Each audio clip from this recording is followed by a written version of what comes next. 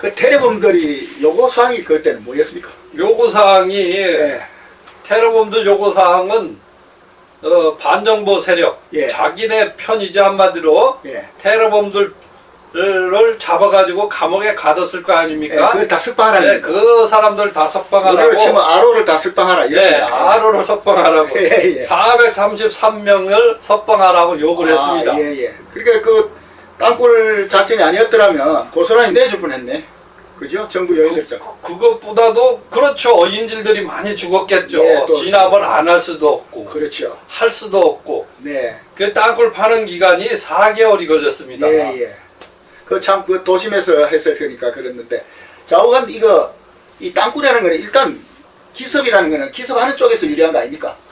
기습하는 쪽이 뭐 거의 네. 90% 네. 90%는 유리하죠. 네. 90%는. 그렇죠. 특별한 나오는 게 문제인데 나오는 게 뭐 1시간 네. 뭐 만약에 폭발시켰는데 예. 버럭을 걷어내고 나온다면은 그거는 작전이 아니에요. 그건 작전도 아니지. 네, 작전도 아니고 네.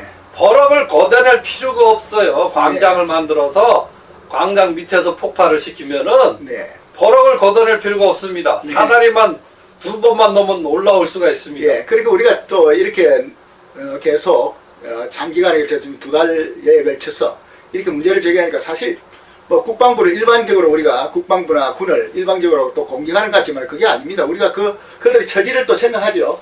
그렇죠. 우리 한번 말씀해 저도 주시죠. 국방부를 이해를 못하는 게 아닙니다. 네, 왜 정부가 그러냐면 그들이 있다고 믿어도 네. 시인을 할 수가 없습니다. 네. 왜 그러냐면 경계에 실패한 거예요. 예. 왜 그러냐면 계속 비무장지대에서 찾았습니다. 예. 이 국방부도. 네. 근데 못 찾았어요. 예.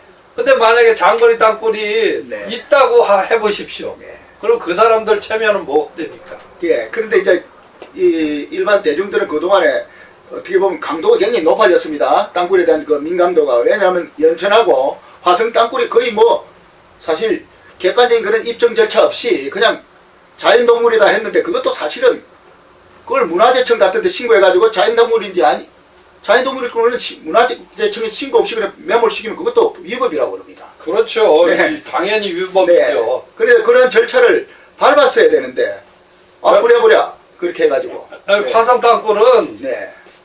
다 절개도 못하고 덮었습니다. 예. 6.15 직전에 그렇게 네, 왜 그러냐면 그 화성 국방부에서 자꾸 욕을 하니까 화성시청에 욕을 하니까 불도저 10대를 동원해서 메꿨다고 합니다. 아, 네. 네, 한 번에 메꾸려고. 예, 그렇게 네. 10대를 한꺼번에 동원했구나. 네, 무조건 없다고 하고서 예. 10대를 동원해가지고 메꿨다고 합니다. 예, 그러니까 오늘 이렇게 쓰는 거고 또 파주도 마찬가지입니다. 파주시에서 또 굴착 금지령을 내려가지고 그 행정명령으로 그렇게 막으니까 그것 또한 그 제일 그 북하고 제일 가까운 거리입니다. 1.3km 강포 휴전선. 그러니까요. 네. 답답합니다. 네. 어쨌든. 그러니까 그걸 이런 상황인지가 자꾸 이렇게 연로한 우리 저 참모총장님, 전직 참모총장님 그 충정의 의도로서 나오시면 좋은데 너무나도 좀 뭐라나 이쪽 그 땅굴이 있다는 그 혐의를 가지고 또 굴착해온 민간인들이나 또 거기에 대해서 또 동조하는 우리 일반 시민들 입장에서 볼 때도 의아심이 자꾸 나는 겁니다. 그래서 언론에서도 뚜렷하지 않은 이상 그런 식의 변명은 이제 자꾸 내보낼 필요가 없다고 생각합니다. 제가 물에 대해서 네. 또 말씀을 드리겠는데 네, 최고 답답한 게 물이에요. 이진산 장군님도 물 예. 때문에 장거리 땅굴을 못 판다고 하는데 최고 답답합니다. 제가. 저 탄광에 가면 얼마든지 장거리 가능하다는 우리가 보여줬는데. 얼마든지 가능해. 왜 그러냐면 장거리를 안 파는 이유가 있습니다. 탄광은. 예. 왜 그러냐면 탄을 끄집어내려면은 돈이 많이 들면은 많이 들면 못 팝니다. 그 안에 수송하는 그렇죠. 수송하는데 인건비가 많이 들으면 경제성이 떨어지면은 누가 합니까? 네. 그거를.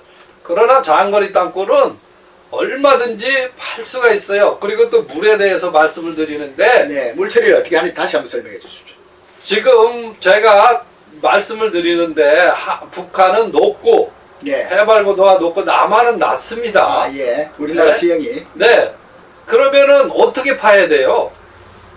네? 그러니까. 어떻게 파야 됩니까? 아, 저기 깊이 내려가야 돼요. 예, 예. 북한에서는 한 예. 300m 내려가야 돼요. 그래야 우리 네, 저쪽에서 15도로, 예, 예. 15도나 30도로 내려가야 됩니다. 내려가서 수평으로 파면은 네, 목표 지점까지 오면 한 50m 됩니다. 네네. 그러면은 이 수직으로 판 거는 물을 어떻게 합니까?